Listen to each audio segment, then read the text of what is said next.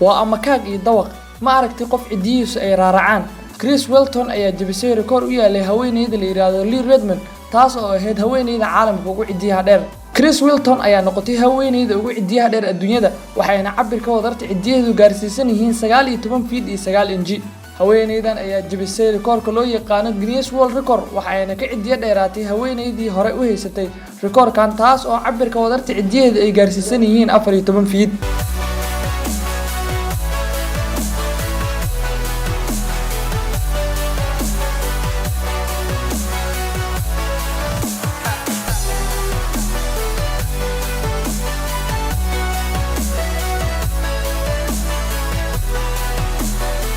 Lee Redmond oo ahayd haweeneyda ugu cidiyaha dheer adduunyada ayaa sanadkii 2009 cidiyaheedu ku weysay shil gaari oo ay gashay. Chris Wilton ayaa sheegtay in wax dhib aysan ku haynin cidiyaheeda waxayna xaqiijisay inay qabato shaqooyinkeeda caadiga ee guriga. Eeg cidiyaha raaraca ee qofkan waa mucjiso qof kasta ma awoodo sidan oo kale.